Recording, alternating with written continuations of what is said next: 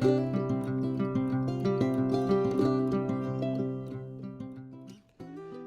yung unang ani namin na sayote. Ang dami ang bibigat. Yung isang piraso, 1 kilo yata siya mahigit. At ito pa, nandito sa lamesa natin. May sili, talbos ng sili. Magluluto kami ngayon ng tinola. Ito yung mga similya nating sayote na nandito sa loob ng bahay. Sosyal sila Dito namin pinapatubo ba. Kasi malamig sa labas, kaya hindi sila pwede sa labas. Dahil winter ngayon dito sa amin. And then, pagdating ng Mayo, ilalabas na namin sila at ililipat na sa lupa. Ayan. Ito na siya guys, 3 linggo na yung nakaraan, buhat ng itanim namin siya dito sa labas at maganda-ganda na yung weather natin. Ayan. So ano na siya, bali 3 dipa na siya. Medyo nakaligtaan namin, dapat ito 2 dipa pa lang, puputulan na natin siya dahil busy kami, marami tayong gawain dito. So ito, ayan, tanggalin natin lahat ng talbos niyan. Bali yung isang puno, mayroong 2 o 3 sanga siya na lumabas. So ngayon, tatanggalan natin yan, yung mga talbos. At para dumami pa lalo yung mga sanga niya, mas marami yung sanga, mas marami yung magiging bunga niya. At saka yung talbos, ginto yan, wag nating itapon yan. Ayan yung nahuli pala namin mga isda, dinaing namin at pinapaaraw namin. Sakto mamaya doon sa sa talbos ng sayote na igigisa namin, lagyan natin ng konting corned beef. Ayan, masarap yan. So, yung talbos, huwag niyong itapon. Walang mabibila yan dito sa Amerika. Ayan. Sa Pilipinas, marami yan So, ito, ayan yung malunggay namin, yung nasa gilid na yan. So guys, ito, yung sa may puno niya, punta kayo doon, tatanggalin din natin yung mga dahon niya dyan. Yung mga iba natutuyo na nga ayan So tanggalin natin lahat yung mga dahon niyan para malinis siya diyan, mas maganda. Para mas lalong naarawan yung puno niya. Madaling ma-dry yung para mas madali ring ma-dry yung sa may puno niya. So guys, bali yan. Twice a day naming dinidiligan yan. Para mas gustong-gusto niya yan, yung twice a day. So, punta tayo dito naman sa kabilang pwesto. Eto, ayan. Tinatanggalan din namin lahat yan. Ayan, kakalbuhin ko lahat yan. Kung ano yung nakikita yung puti, pumuputi na yon, kaliskis ng isda yon, yung mga pinaglinisan namin ng isda. At saka yung mga fish head, mga guts niya, yung mga laman loob, inilalagay namin dyan, iniukay ko dyan. Kasi magandang fertilizer yon sa mga tanim natin. Ayan, simple lang guys. Tanggalan lang natin yung mga talbos. Ayan, maghintay lang tayo ng mga ilang sandali. Marami ng talbos yan. So, panoorin nyo lahat hanggang sa dulo nito guys. Nandyan na rin yung after ng mga ilang linggo. Malaki na siya kaagad after naming matalbusan. At saka yung pag-aani natin yan. Ayan. So, yung mga bago sa channel natin, please subscribe na at saka ring the bell para sa notification.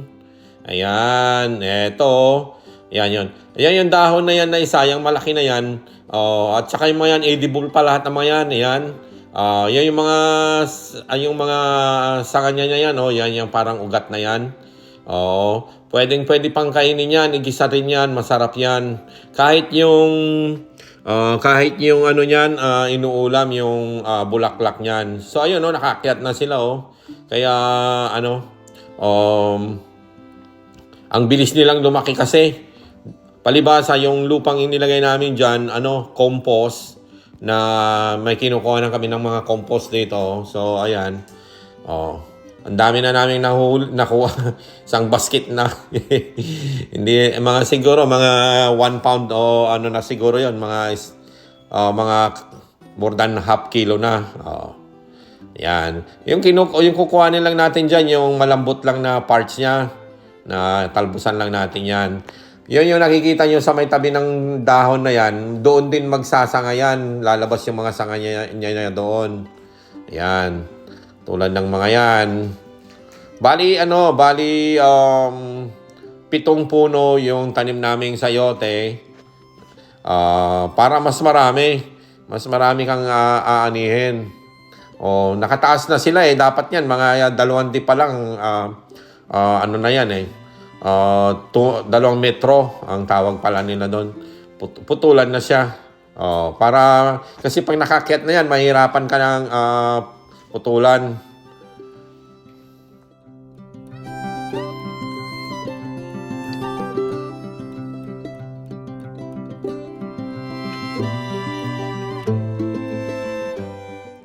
Ayan, kung makikita ninyo, ayan, tinanggal namin lahat talaga yung mga dahon niya dyan sa ilalim. Ayan.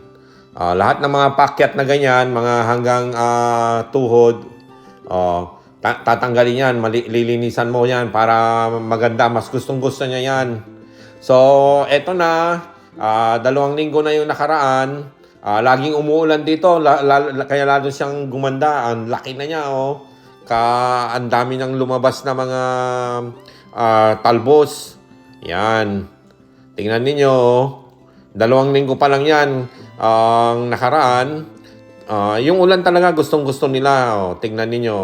Maganda yung ulan sa sa halaman. Yan. Green na sila. Ang ganda-gandang tignan. Diba?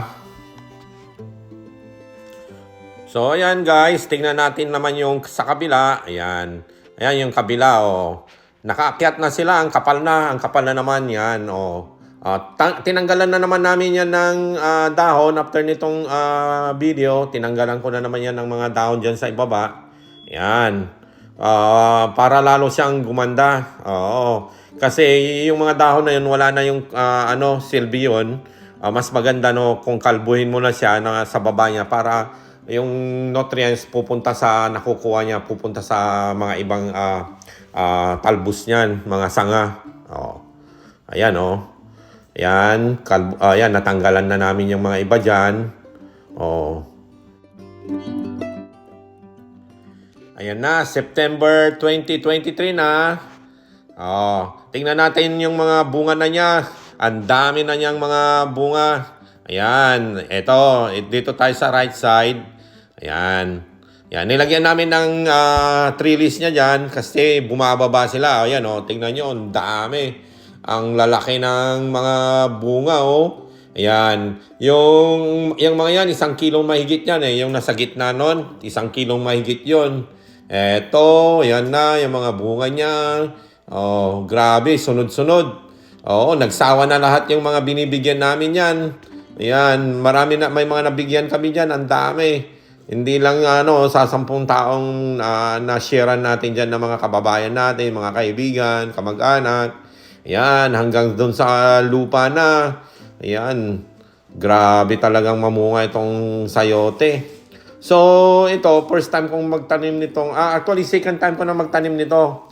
Long last year, 1 puno lang ang naitanim ko at marami ring naibunga. Ngayon, maraming 7 puno kaya talagang sobra-sobra ngayon ang naani natin diyan. Ayan.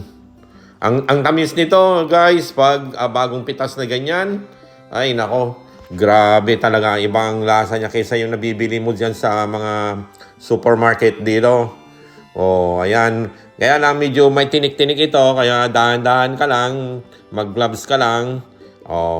Ayan, ang dami na nung mga nakuha namin. Ayan. Puro malalaki lahat ng mga yan.